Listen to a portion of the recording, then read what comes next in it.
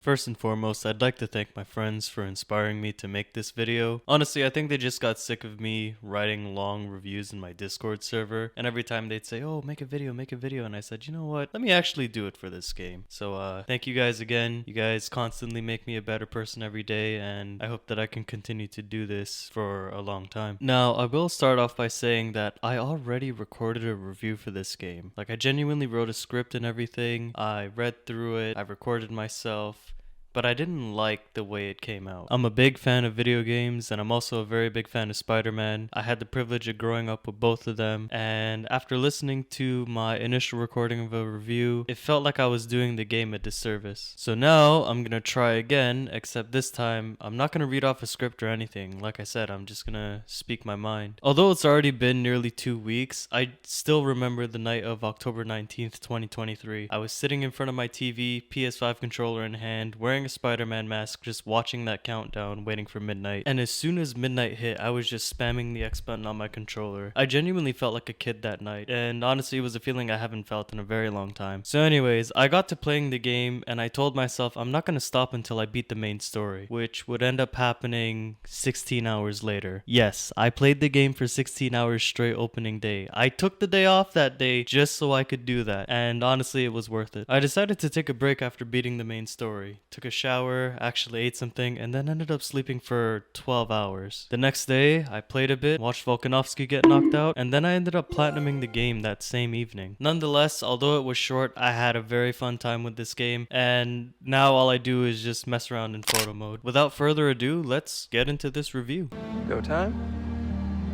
Go time. Obvious spoiler warning, this is the one and only warning I'm gonna give. The story is about the same length as the first game, and it's just as good, if not better than the first game. Similar to the first game, the story puts a big emphasis on the consequences that come with being Spider-Man, and we see this very early on in the game with the first boss fight against Sandman. I mean, I still can't believe they opened the game with the Sandman boss fight. That's gotta be, without a doubt, the best opening to a video game, probably on par with the fight against Thor in God of War Ragnarok. I still gotta make a review on that game because that is also one of my favorite games of all time. Peter wants to start his new teaching job, whereas Miles is just trying to get through school and apply for college. But because they have to go fight the Sandman, what happens is that Miles misses a very important meeting with Mr. Sumida for college, and Peter ends up getting fired from his teaching job on the first day. The big problem for Peter right now is that he's paying a mortgage on Aunt May's house, and holy shit, the prices are just as bad as real life. Soon after this, the main story sets up the two main arcs for both characters. First, we see Harry return, and he gives Peter an offer that he can't refuse.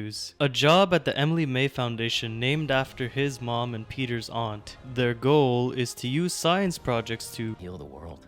Bam, that's Peter's story arc setup for the whole game. Then right after, Peter and Miles head to the raft where the hunters show up and they kidnap Scorpion and Lee. With Lee on the loose, Miles feels the need to go after him since Lee's the person responsible for his father's death. So this is where the story goes in two different directions. Peter wants to do Peter Parker things with Harry at the Emily May Foundation, whereas Miles wants to do Spider-Man things going after Martin Lee. The events that unfold for both characters are nothing short of peak cinema. When Miles finally gets the opportunity to face Lee, he comes to the realization that he's the only person that's been holding himself back all this time, and that's ultimately what helps him defeat Lee. Also, when you unlock the reverse flux ability in the game, I mean, I'll just let Jetcho's reaction take it away. Reverse flux? Oh, come here! You're done, Lee. The music! You wanna know who I am? I'm the kid whose dad you killed at City Hall! Oh, Jordan!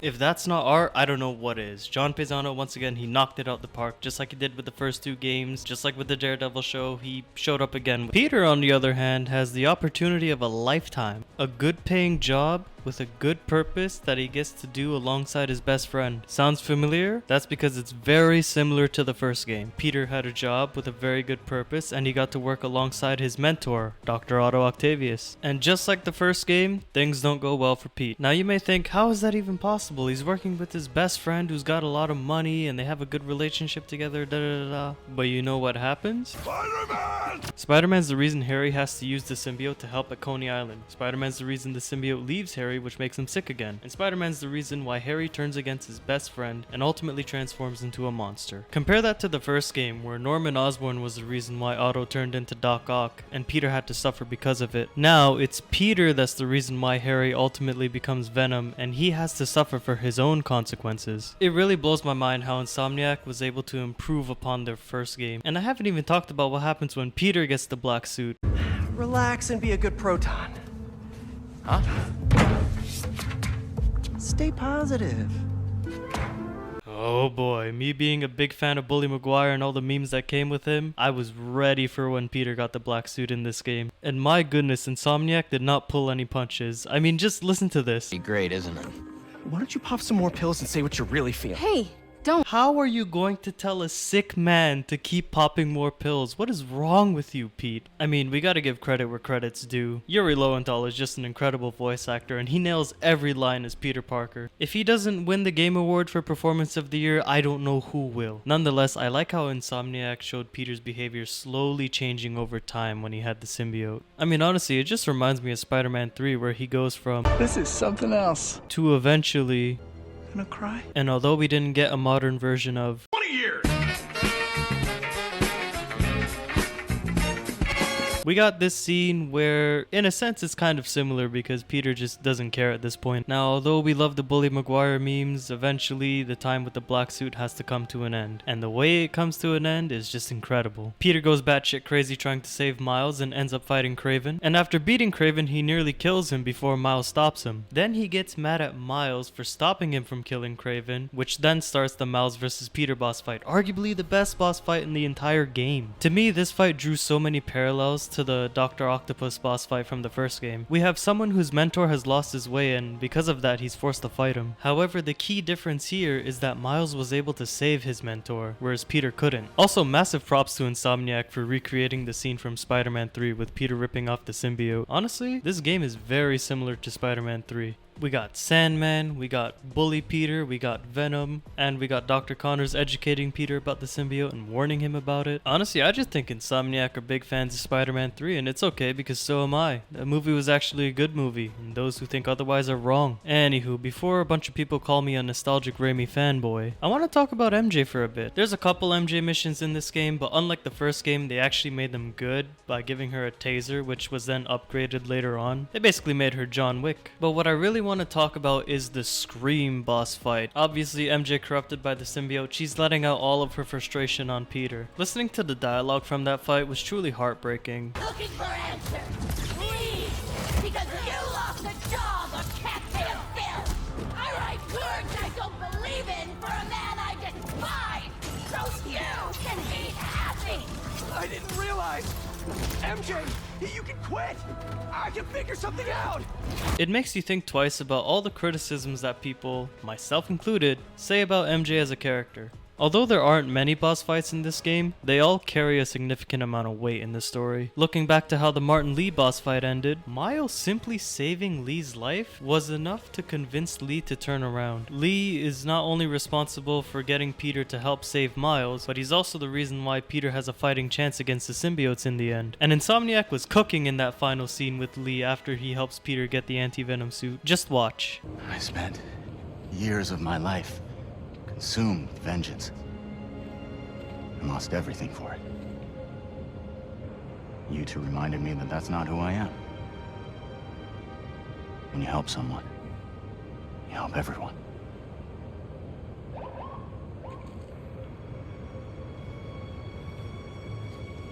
Where are you gonna go?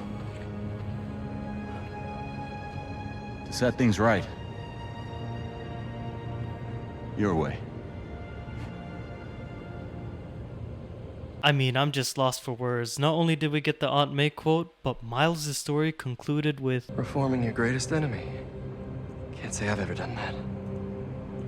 And what a great way to segue into the conclusion of Peter's story. Once again, the last boss fight in the game is someone that's close to Peter. However, the stakes are much higher this time. Harry still has the same goal of making the world a better place with Peter. The only problem is now that he's going about it in the wrong way. And I guess that none of the Avengers were available because Peter, Miles, and MJ had to do everything themselves. Regardless, the final part of the story was an emotional roller coaster that was backed by an incredible score and superb voice acting. Fight, Harry! Fight! Overall, I really liked how the story gave an emphasis on the consequences of being Spider-Man, not just for the person behind the mask, but also the people around them. I was in disbelief on many occasions and was overall blown away at how Insomniac was able to one-up their previous 2 games. Now, I know I spent nearly 10 minutes talking about the main story, but trust me, there are people out there who are writing hour-long video essays on this as I speak. Luckily for you, I'm done talking about the story and characters for now. It's great and I highly recommend you experience it for yourself if you can. But now it's time to actually talk about the gameplay. I know I'm gonna sound like every other game reviewer out there, but this game genuinely does make you feel like Spider-Man. And I don't mean just in a sense of the combat and the swinging mechanics, I mean also with the other content that's available in the game. The majority of the side missions in the game see Peter and Miles being friendly neighborhood Spider-Man. Whether it's helping the students at Brooklyn Visions Academy, Maybe you should call yourself the Great Electric Spider. Thanks. I like Spider-Man just fine. recovering stolen musical instruments from the museum, or sitting with an old man at the park bench while he tells you stories about his wife. You ever been in love, Spider-Man? Maybe. It's beautiful. Nothing more beautiful. It's nice to have side missions where our protagonists are helping their community. And we can't forget about that Howard side mission, man. Rest in peace, Howard. There are other side activities such as the symbiote nests, Sandman crystals, and Mysteriums, which will keep you occupied for a while. Photo ops also make a return in this game, and there's also spider bots scattered across the map which you can collect. And once you collect them all, you get a pretty cool cutscene that ties into the Spider-Verse movies. Needless to say, there's a lot of content in the game that'll keep you busy for a while. There's also a bunch of suits in the game for both Peter and Miles, and if you're like me, you're probably going to be in the menu every 10 minutes changing the suit. My personal favorites being the City Sound suit for Miles and the Raimi suit for Peter, of course. In terms of progression, there's a bunch of upgrades that help with combat and traversal. Some of these you unlock by using skill points that you earn while leveling up, and others are unlocked using tokens that you earn from doing in-game activities. The combat in this game is a step up from the first game in some ways and kind of a step down in others in my opinion. The truth is that there aren't as many gadgets in this game compared to the first one, which ends up being a double-edged sword. Let me explain. Since there's not a lot of gadgets, Insomniac were very clever with how you use the gadgets, and it's kind of similar to how the quickfire gadgets worked in the Batman Arkham games. You also have abilities at your disposal unique to both characters. Miles has his bioelectricity and Peter has his arms, until you get the symbiote powers of course, which you're probably going to use more than the arms anyway. They also made the combat slightly more challenging by having the enemies do attacks which you can parry, as well as attacks where you have to dodge. Now me personally, I was hyped because I played a bunch of God of War before this, so I was ready. It's a great addition to the game in my opinion, because compared to the last two where you just spam circle to dodge attacks, now you actually have to choose whether you wanted to parry an attack or dodge it, and sometimes depending on the attack you had to parry or dodge. Although the combat was a step up from the last game, I gotta say the stealth is kind of underwhelming. Like I mentioned before, the lack of gadgets ends up being a double-edged sword for the game, because yeah, it does make combat more smooth, but it also makes stealth very boring. To be fair, I know it's not a Batman game and Spider-Man's not really known for stealth, but you know, it was fun having all those gadgets at your disposal in the first game to get creative with the stealth encounters. The webline is also incredibly strong. As you can see in this clip from some ordinary gamers, you can literally just use weblines for the entire stealth encounter. It makes stealth easy and honestly kind of boring. And for me, once I got the webline trophy, I just disregarded stealth entirely. On the topic of trophies, it's also very easy to get the platinum in this game because all you really have to do is play the game. Besides a couple miscellaneous trophies, which are unmissable by the way, you get most of the trophies for the game just by playing through the main story and doing all the side missions. And just like the previous two games, I finished my trophy grind by paying respects. Parker Luck's back with a vengeance.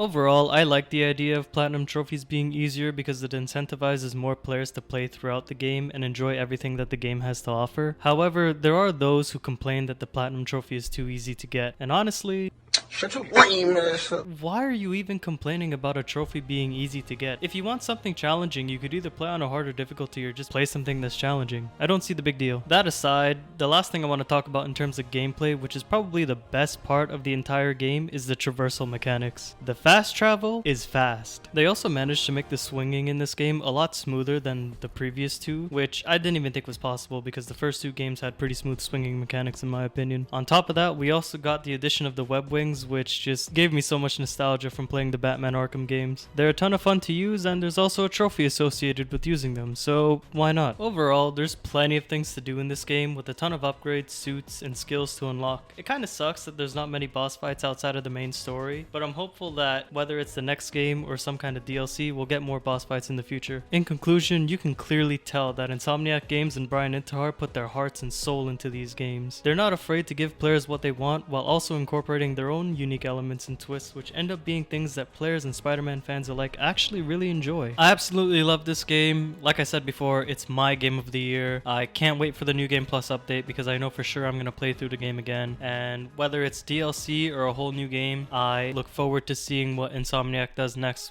Supposedly they got a Wolverine game in the works, so that's probably going to be great. Anyways, that's my review on Spider-Man 2. Thank you so much for watching. It is my first time doing this kind of video format for a game review, so bear with me for a bit. I'm going to do a few of these, see how it goes. I do want to get better, I do want to learn, and I want to do this as like a hobby. With that being said, expect another review soon.